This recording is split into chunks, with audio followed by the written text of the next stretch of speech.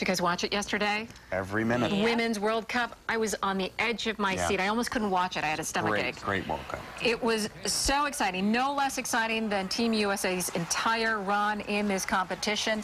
At several points, Team USA led the match, but Japan responded each time, tying it up, sending them into extra time, and then finally to penalty kicks.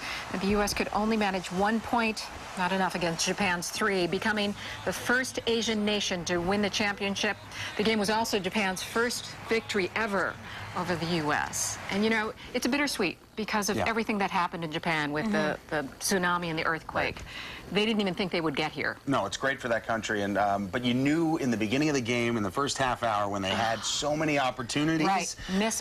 That tends to, even the announcer said it, that tends to play a role in how the game ends. And they couldn't finish then, and you know, they took the lead with like less than 20 minutes left, but they just couldn't hold it. And you really got to take your hat off to the Japanese team. Yep. They were great. I watched this game and was so excited the whole time, and then it went into penalty kicks, and it just seems like the U.S. fell apart.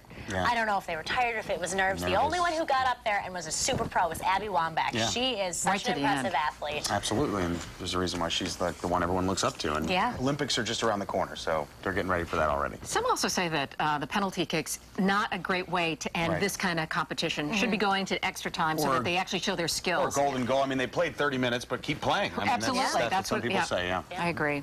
Okay, here's a question for you. Not really a question. Who do you trust most? That was the third story. Who do you trust most to drive your kids around? Well, a new study in this month's Pediatric Journal says it should be their grandparents. Now, based on stats from an insurance database, children are half as likely to be injured in a car if their grandmother or grandfather are behind the wheel.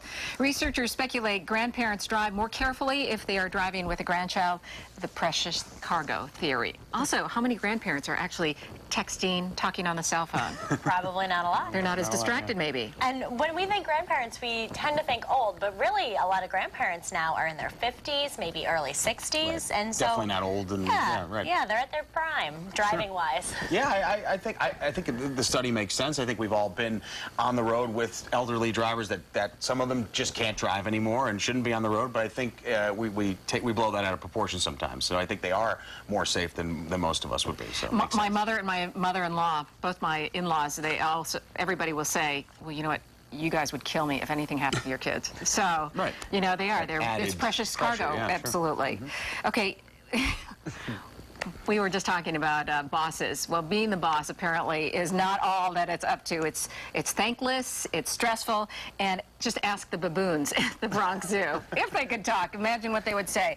Biologists look closely at relationships in the baboon packs, which have an alpha male at the top. Now, they found that the alpha males showed extremely high stress hormone levels.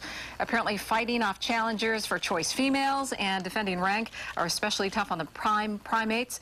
Why does all this matter to humans? Well, researchers believe it could help us better understand how our own social rankings contribute to stress. Yeah, I think this makes sense. I mean, you know, you look at those studies that men, you know, most men don't live as long as women, and they've got a lot of, they take more risks, according to studies. They drive faster, do things like that. So, you know, this kind of correlates to that, I think. It does. High stress levels will kill you. I think it's funny, though, that animals in a zoo are so stressed out. I feel like in a zoo, you should just lie back, relax. No, you're going to get fed. That's no awesome. Big deal. Yeah, right. How bad could it be, right? Right. How many choice females are there? This is it. You know, where are you going to go? You never know. Maybe there's some interspecies stuff going on. Possibly.